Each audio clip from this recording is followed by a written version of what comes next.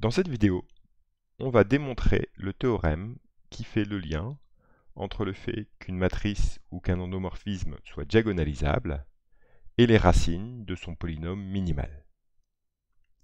Précisément, on va démontrer le théorème suivant. On va considérer E, un K espace vectoriel de dimension finie, K ici c'est R ou C, et on va considérer U, un endomorphisme de E.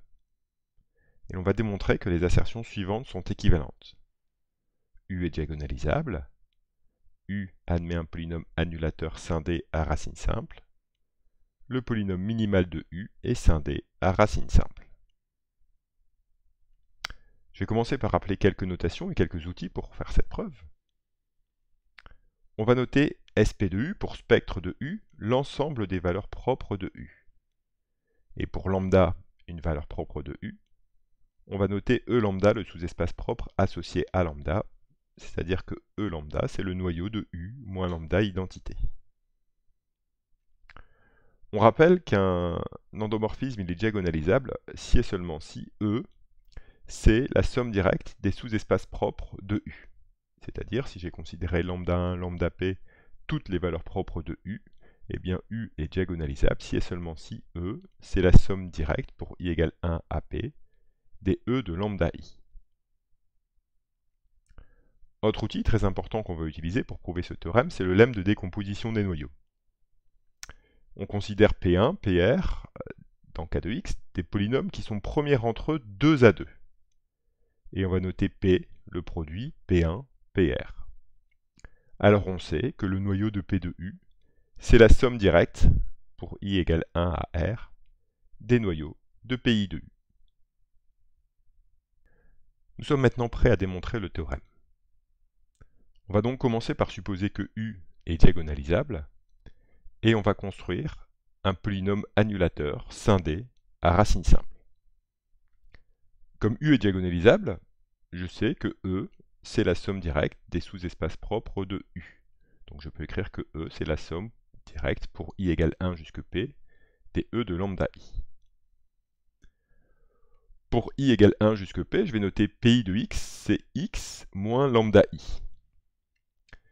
Et je vais faire l'observation suivante, c'est que si je prends XI, un élément de E lambda I, donc un vecteur propre de U associé à la valeur propre lambda I, eh bien j'ai PI de U appliqué à XI qui est 0. Pourquoi ça? Parce que si je calcule PI de U appliqué à XI, eh bien ça fait U de XI moins lambda I de XI.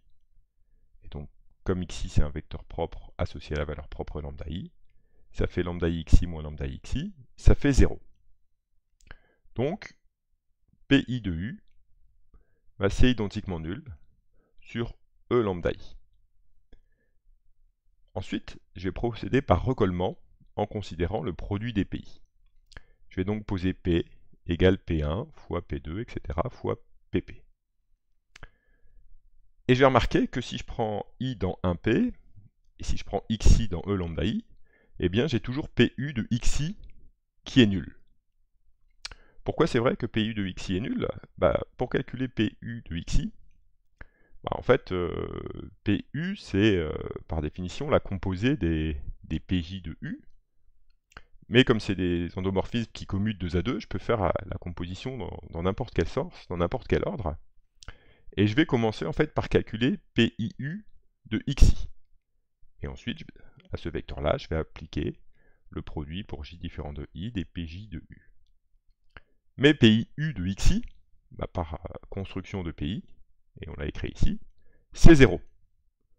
Et donc ensuite on applique une application linéaire au vecteur nul, on obtient toujours 0.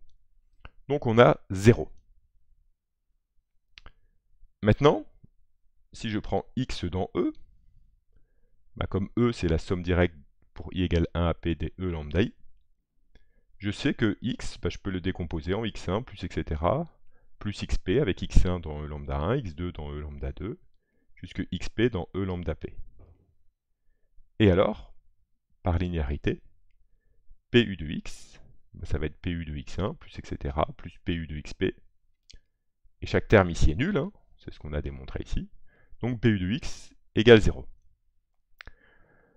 Autrement dit, voilà, P ici c'est un polynôme annulateur pour U, Mais P, il se factorise en produit pour I égale 1 à P des X moins lambda I. Donc il est bien scindé, et il est bien à racine simple, hein, puisque les lambda I, c'est les racines, c'est les valeurs propres de U, elles sont toutes distinctes. Donc on a démontré que si U était diagonalisable, alors U admettait un polynôme annulateur scindé à racine simple. Passons à 2 implique 3. On a donc P, un polynôme annulateur pour U scindé à racine simple. Et on veut démontrer que le polynôme minimal de U est scindé à racine simple. Je vais noter pi U, le polynôme minimal de U, et en fait, 2 implique 3, c'est le passage sans doute le plus facile de la preuve. Par définition du polynôme minimal, pi U divise P. Le polynôme minimal divise tous les polynômes annulateurs. Et comme P, il est scindé à racine simple, eh bien pi U, il est également scindé à racine simple. Quand vous divisez un polynôme scindé à racine simple, ou bien vous êtes constant, ou bien vous êtes un polynôme scindé à racine simple. Pi U n'est pas constant, donc c'est un polynôme scindé à racine simple. Prouvons maintenant que 3 implique 1. Donc on suppose que pi U, il est scindé et à racine simple. Donc il s'écrit produit pour I égale 1 à R des X moins lambda I. Et d'ailleurs, les lambda I, c'est exactement les valeurs propres de U, hein, les racines du polynôme minimal, sont exactement les valeurs propres de U. Je vais appliquer le lemme de décomposition des noyaux à ce polynôme. En effet, si I est différent de J, X moins lambda I est premier avec X moins lambda J. Et donc, je peux dire que le noyau de pi U de U, c'est la somme pour I égale 1 à R des noyaux de U moins lambda I, l'identité.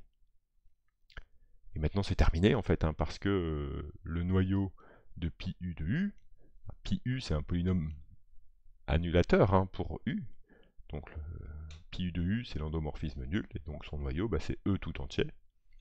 Et ici c'est exactement les sous-espaces propres de U.